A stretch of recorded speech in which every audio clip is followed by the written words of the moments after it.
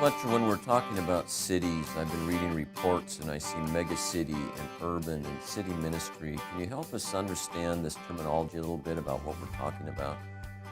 I'd mentioned before in the previous section that demographics, of course, define city. That's one aspect of it. The United Nations defines a city as being 20,000 people or more. But that's only one aspect of it. You can have 20,000 people, very low density, and you don't have a city, okay? So there are many other aspects that need to be taken into consideration. There are two terms that I'd like to define. One is urbanism, and the other is urbanization. Urbanization is kind of the statistical movement of people into the city. It looks more at the numbers. Urbanism is much more related to what in anthropology we might talk about a way of life. What does the city do to us to change the way in which we value things, the way in which we act out our values within the city, the life cycle of the city, and so forth. You know, in the urban areas, in the rural areas, you find that people have certain rhythms. Rhythm depends upon the seasons of the year. It depends upon, for instance, the day and night cycles. All of that pretty well disappears in the city. And you've got what we might talk about nocturnal animals. These are the people who live at night. It's a very different kind of a group of people than the diurnal animals, human beings, that work in the daytime. But all of this is going on in the city at the same time. And so the way in which life is lived in the city is very different than the way in which life is organized in small town and in rural areas. So urbanism is the lifestyle of the city. It's the intangible kinds of things that are not measured so much statistically, but certainly describe the uniqueness of what it means to live in the city. A number of years ago when I was working on my dissertation, I sent out a questionnaire to 540 people or so who were noted around the world in the area of urban ministries. And I asked them to define what to them the city was, what urban was. And I gave them 7 different options, and they looked at those options, and then I put together a composite definition. I'd like to read that definition to you if I could. This is what I came up with. And this is not scientific, but it is a definition that I think kind of covers most of the bases of the people that responded to my particular questionnaire. A city is an agglomerate social organism. It's not an organization. It's something very lively. It's an organism containing a population of at least 20,000 people in a relative density, you've got to have the density, that packages a critical population mass necessary for spawning a variety of value systems. So the value systems in the city are distinct, lifestyles are distinct, and power constellations. In the city, you've got power centers. And so you've got the power center of education. You got the power center of politics. You got the power center of economics. The city is filled with these power centers. Cities are particularly receptive to and instrumental in creating innovation and change. It's the city that kind of leads in the changes for not just the city, but for entire nations. But they're always one step ahead of the changes that take place. With this capacity for change is introduced various kinds of dysfunctional effects. When things are changing very rapidly, you've got winners and you've got losers. And the result of that is that there's lots of dysfunction. And so you got cultural dysfunction, you got sociological dysfunction, economic dysfunction, psychological dysfunction, and even spiritual dysfunction along the way. Many good things come out of this, but there are people who kind of fall in the cracks in each of these areas. Therefore, urban is not confined to the inner city. And I want to make this point because I'm afraid that, at least in North America, when you say urban, people think of the ghetto in the city. Right. And that's all they focus on. We've got to have a much bigger definition of what urban is, because what we call the ghetto, in some sense, is a result of what happens around it. And so it's symbiotic. There is a relationship between all the sectors of the city that make some areas successful and other areas less successful. And so urban is not confined to the inner city, the ghetto, or what we might call the hood, but represents the entire community as an organism or a body operating with its many systems, kind of like the human body. When Paul talks about it to the Corinthians, he's talking about the seemly parts, the unseemly parts, and so forth. The city can be seen as, in some sense, a body. And there are certain parts of the body that are dysfunctional, other parts that seem to be quite successful, but they are all interrelated.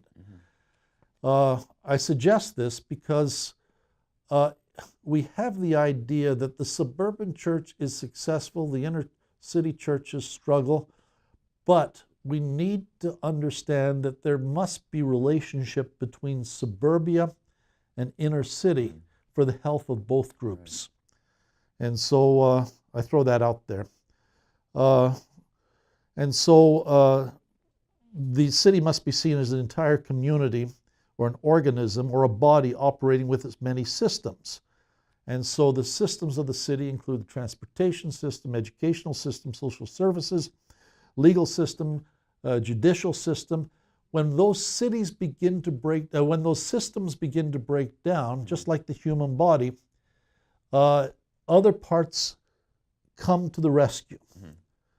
And if they don't come to the rescue, there's the possibility that the entire body politic can become diseased and sick along the way. So we've got to see it holistically and not just look at one area of the city and say that that area is pathological. Right.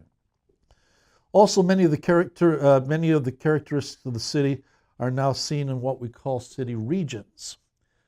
The fact is, you know, I'm celebrating the fact that the Kansas City Royals won the World Series.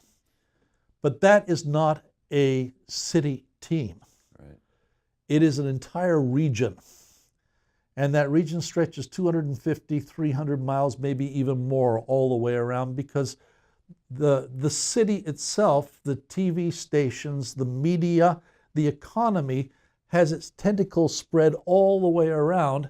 And so the health of an entire region is dependent upon the health of the city itself. And so we've got to look at not just the city, but how the whole area is affected. For instance, I had the opportunity of preaching in Washington, D.C. in Capitol Heights in a black church. And when I walked around that community, it's not far from the Capitol building, when I walked around that community, I saw boarded buildings, I saw pregnant girls, I saw graffiti on the wall, I saw lots of damaged buildings, you know, the malaise of what inner city represents. Right. Several years later, I preached for the same pastor who was now pastoring in small town Pennsylvania, what used to be a mining community. It's an all-white community. It's not a black community. And as I walked around that community, what did I discover? I discovered boarded up buildings, graffiti on the wall, pregnant girls, exactly the same malaise as what I saw in the city.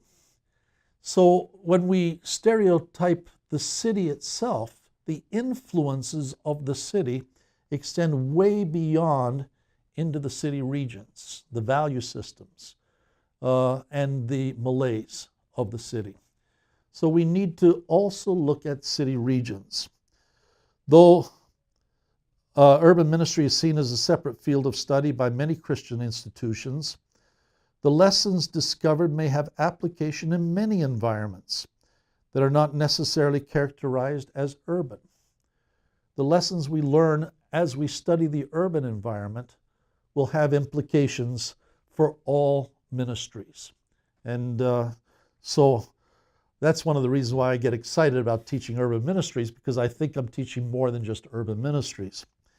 Indeed, in the future, there may not be urban mission because most people will be found in the cities, and the same issues will be issues in many other places. Let me just look at some of the other terms that are used when people are looking at the city. One is what we call Metropolitan Statistical Areas. That is MSA. Now remember, cities have their own internal political arrangements where you elect a mayor, your council, and so forth. But for instance, Los Angeles is a metropolitan statistical area of 80 different cities. And you can't tell when you move from one city to the next city to the next city. Same thing is true in Manila. It's all contiguous, but they have their own separate political entities. So here we are in Taytay or Antipolo. And they are looking at their own little fiefdom, their own little worlds. And so politically it becomes very difficult to look at some kind of a common economic, social responsibility for the whole, because you've got all these separate entities along the way. I've already mentioned something about the city core. That is usually the downtown area. Downtown areas, it's kind of intriguing because in the United States, because of the existence of the car, you have the inner city, and then there is a band around it that usually is industrial. And then you've got kind of the market areas beyond that, and then you got the suburbs. And the suburbs, for the most part, in North America are considered the place of flight, where people have moved out into these residential areas. They want to avoid the ugliness of the industrial parks, the ugliness of decaying buildings and so forth. And so suburbs in North America are generally considered the most ideal place to live. Now that's changing very rapidly. You go to the other cities in the world and you're finding out that suburbia is where the services of the city don't reach. It's where the rural peoples, small town peoples, can't afford the housing in the city itself, so they create the shanty towns around the cities. And in those shanty towns, they find that it usually takes a number of years before the shanty towns become kind of permanent residences and where there are city services involved. So the poor ring the cities, unlike in North America, where the suburbs really are where the middle class generally lives. So there's a difference there. People have looked at cities in a number of different ways. You can design cities kind of like a pie. That is, you got wedges of certain types of businesses and zones and so forth. Or it can be circles like this, where the city is circled with different kinds of zones. Or it can be like Manila, where there is no zoning. And you got everything kind of thrown together. And most of the emerging cities, that's what you're beginning to see. So what a city looks like in Europe is very, very different than what it looks like in North America, which is very different than what it looks like in Asia. Some terms that might be helpful: edge cities. This is, to me, very fascinating in that, for instance, Ortigas here in Manila is a section of Manila, and then you've got Antipolo. But Ortigas Extension is an edge city.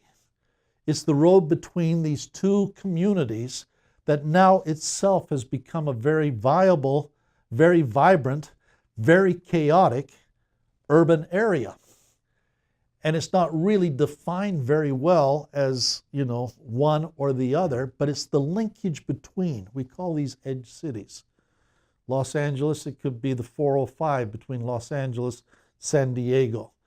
It can be the beltways around the city. It's kind of ironic in Washington, D.C. What's Main Street in Washington, D.C.? It's the beltway around where edge cities have been created all the way around. And so that's a term that's being used. Another big issue sociologically that's taking place is the issue of gentrification. There are a lot of cities now that are rehabilitating the old, decrepit downtown areas or that immediate ring around there. And so what you're seeing is a lot of industrial buildings now becoming lofts because people are tired of the long drives into the city. And so now they create a housing in these lofts, which are displacing the poor people who now are being dispersed into suburbia. In fact, in the United States, the strange thing is that suburbia now houses more of the homeless than what we used to say the inner city or the core of the city. And so also just to mention what to me is a fascinating history, that cities were formed in the 1700s around waterways, rivers, lakes, because that was the main and most facilitated means of transportation. The 1800s, they were formed around railroads, rail tracks, and so forth. 1900s, they were formed around highways. And the most recent thing is, you'll see this in Korea, for instance, they're now saying that these new, very modern airports are themselves spurring cities of communication around them. And probably for the rest of this century, we'll be seeing much more of this kind of expansion. So cities themselves are finding new locations and developing upon different kinds and means of transportation. We've talked about zones and regions of cities and the gentrification, but do we have different types of cities? Without question. We've got cities that are noted economic centers. That seems to be their special skill. We've got cities that are cultural hubs. I went to college in Boston. We take great pride that in Boston we are a cultural center, okay? And so there are cities like this built around universities, great museums and things like that. Then there are cities that are political hubs. Now, for instance, in the Philippines, all of these things converge in Manila, okay? It's political, it's cultural, it's economic. Then you've got media cities, communication cities. Los Angeles, with Hollywood and all of this, is a tremendous communication media hub. Then you've got industrial cities and post-industrial cities. It's very interesting here in Asia, the development of, I'm forgetting the word, call centers. And for instance, in Bangalore, the great economy of Bangalore is based upon hundreds of thousands of young people working in call centers. Philippines, the same thing. Nicaragua, the same thing. India, the same thing. It's, to me, amazing to see how call centers are reconfiguring and redefining many of our cities and the economies of the cities. For instance, one of the debates we have in class in some of these cities is, are call centers good or call centers bad? And we get very vigorous conversations about this. In Asia, the call centers function primarily at nighttime to service the West, which means that they're no longer at home. And because of the tediousness of the work in a call center, you've got to keep people entertained. And so there's oftentimes illicit kinds of activities going on, sexual contact, drugs, alcohol, and so forth. And it can be a real place of temptation that breaks people away from the norms of what the controls of their family life would be about. On the other hand, what it does is give them a salary 3 or 4 times more than what they otherwise might get, so they can buy their motorcycle and then go off and live by themselves, and it breaks the family unit up. This is a tremendously powerful event in time and space in Asia at this time. So then you got cities that are service hubs. My son just moved to Minneapolis. Minneapolis is a great cultural city, but nearby is Rochester. And Mayo Clinic is a hospital world famous as a center where people from all over the world with medical conditions come to Rochester. It's the main business of the city of Rochester. And so that's a service hub. And so also you've got cities that are combinations. In many of the Latin American countries, for instance, Bogota or Quito, Ecuador, many of these roles are all in one city, the capital city, which far outstrips any of the other smaller cities within the community. So in some sense, we've got to have teams of people who understand the general psychological draw of these particular cities, communicate, because these are the cities that have their own kind of special flavors to them. And so, and let me just suggest that I like to look at metaphors. One of the metaphors is the city is mechanistic. Well, I don't think that works anymore. It's organic. There are mechanistic elements to it, but we've got to see it as a living organism, dynamic, and so forth. Another metaphor I'd use is the city as jungle. I use this in Los Angeles, for instance, that in downtown Los Angeles, we've got something called Bunker Hill. It's not much of a hill, but at the base of the hill is where the poor live. The top of the hill is the entertainment district. In between are the banking and the multinational corporations and so forth. Cities tend to put in the most revered sections of the city their values, and you can look at them. But what you see is what's on top of the hill feeds off of everything that's below it. So it's not like I'm looking at one section, but I've got to see the interplay of all sections of the city, how they feed each other. And even though that person may be way up there in the society on the top of a multinational corporation up in the 52nd floor, and may have no contact with the people down there, yet that person's decisions in many ways affects all of the people down below. And so I think we need to see the city as being organic. Another metaphor I use is to see the city as a work of art.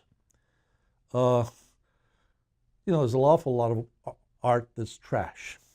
But when I fly over cities, I look down and I see the layout of the cities. And I see the lights at night. And I marvel that something is going on here, which is art. And it's the composite of all the life of all the people that's there. And I am amazed that it functions at all. And so you see the downtown areas with the tall buildings, and you're flying on over, and then you see the parks over there, and you see the lakes over there. And it's not like one person designed all of this, but we're all engaged in the artwork of a city at some level. So these are some of the things that I see in the city, sociologically and definition-wise, that I think we need to be alerted to. We need to exegete the city just as much as we exegete the Bible and bring the two together.